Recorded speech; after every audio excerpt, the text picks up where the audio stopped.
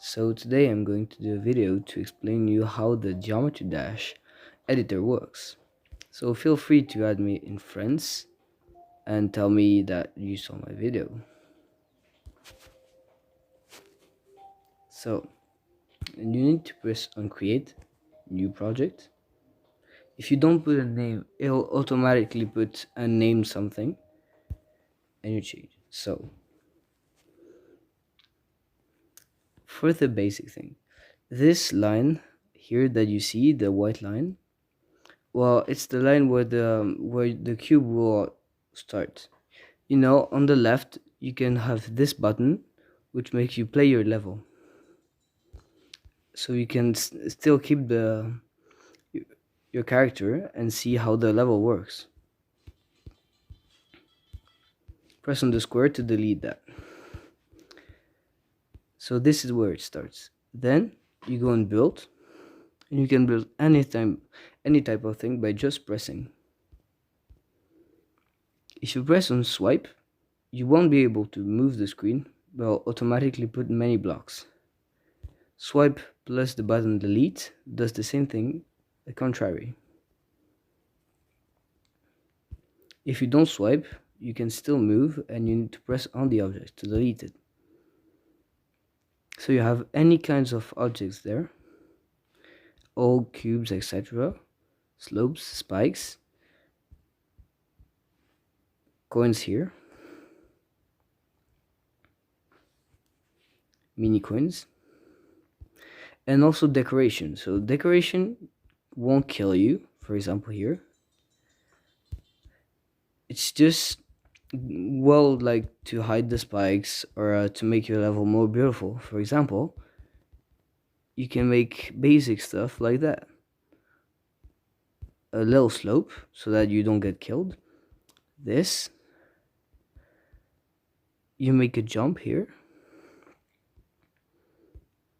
Wait. Oh, and then you put two spikes there, maybe even more beautiful like that. And the little decoration, maybe not this one, too big. And you can go on edit and then modify where you're going to place it, like that. So this is one square. This is like about 4 squares. And you can even turn it, for example here, or free snap, it'll automatically put it in the way of the level. So for example, if I put a spike there, I put it a little bit upper with the better arrows. If I want to make it go exactly the same axis at the slope, I just need to press snap and upla. It works. Delete. So here with this button also you can hear the music, so you can make the rhythms. So that'll make it like that. And then you see you die. So you just move this one, the slope, 1 block away or 2, and not 2 blocks. And so you don't have to get out of the level to try it. Then also I think most people will want to know, there's the decorations, the beats, but these ones, the editing. So the basic ones are the start position. If you put the start position here, you'll automatically start like this, but you can't verify a level by a start position. That won't work. For example, if I put it here, I press on pause, save and play, I finish the level, but it will say to me there, you cannot verify a level with a start position, which is obvious. So I'm going to delete it. It's just good if you want to try, for example, this part with the ship. Let's put a ship there. And you don't manage to do the beginning easily. So with the portal, there just one thing. If you press on this, you can see the limit there. It's the limit where you can have the ship. It'll go maximum there. If you don't put it, you still have it, you just don't see it. So it's better with it. It's just, by the way, it's the same for speed. If you put speed, you can accelerate the music or not. You see the red lines? So start position. Then no, there's the colors. So you can set the colors here, anywhere like this, for example. You edit object on the right. You select your color. So for example, I want pink. Fade time, the time it makes to change the color. So let's say 3 seconds.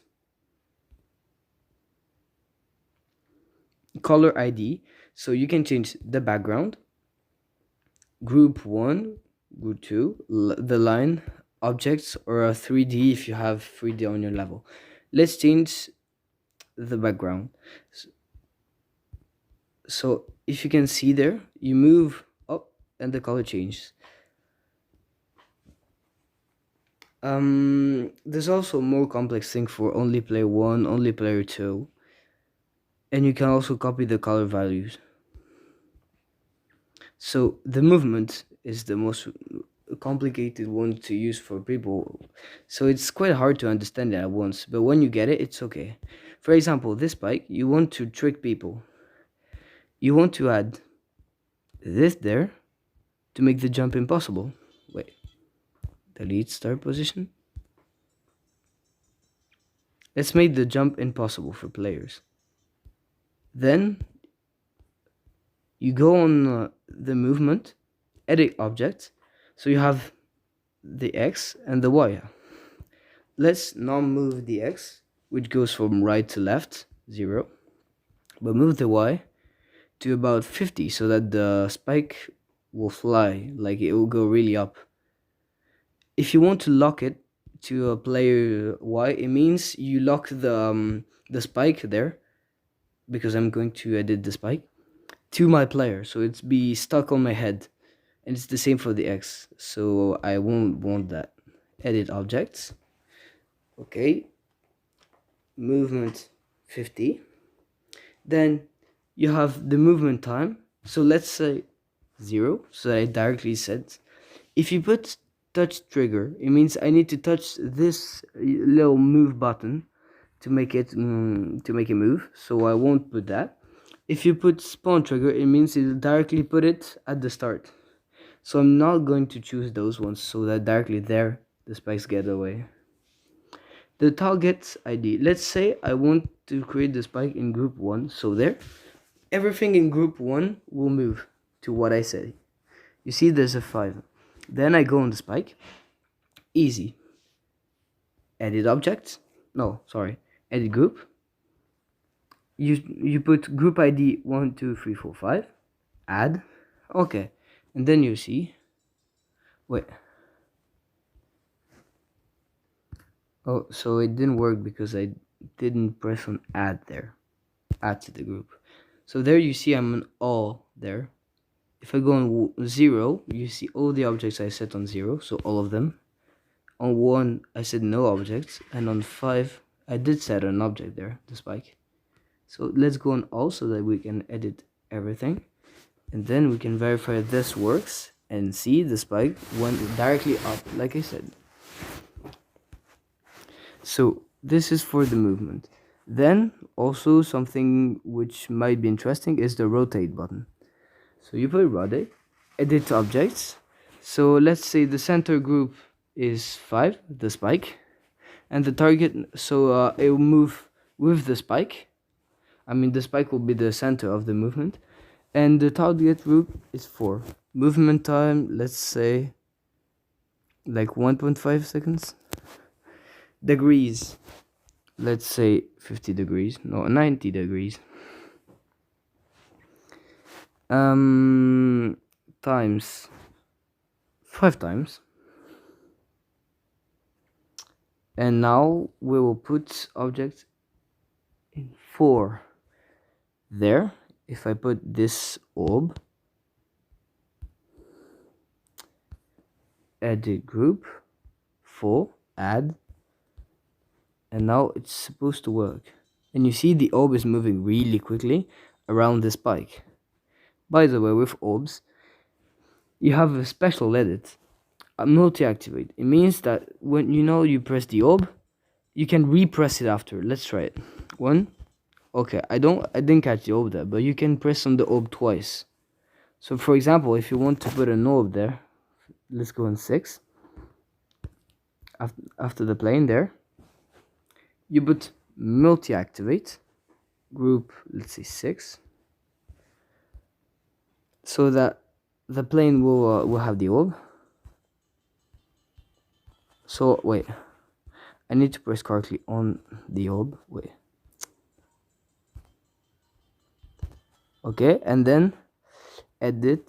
No, let's put, okay, move there, edit objects, 6, this time X, let's say 100,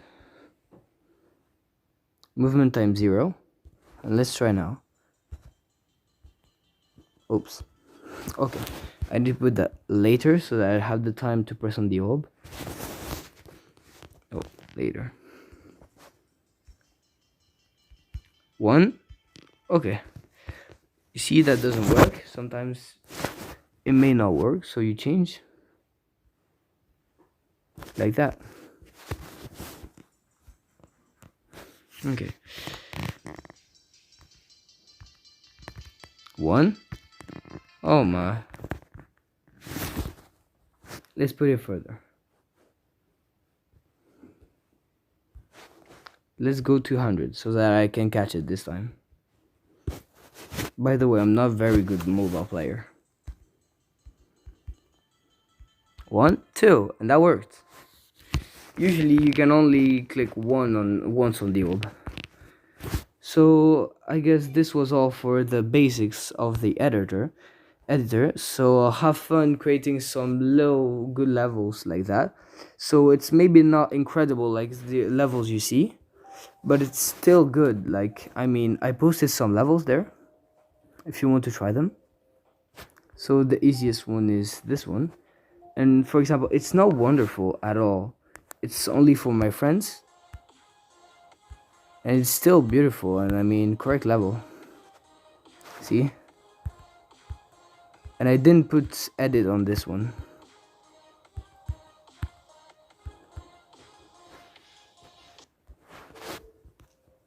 So anyways, if you like this video, feel free to like it, and to put any comments you want, and to add me in friends. See you in the next video about maybe Geometry Dash. Bye.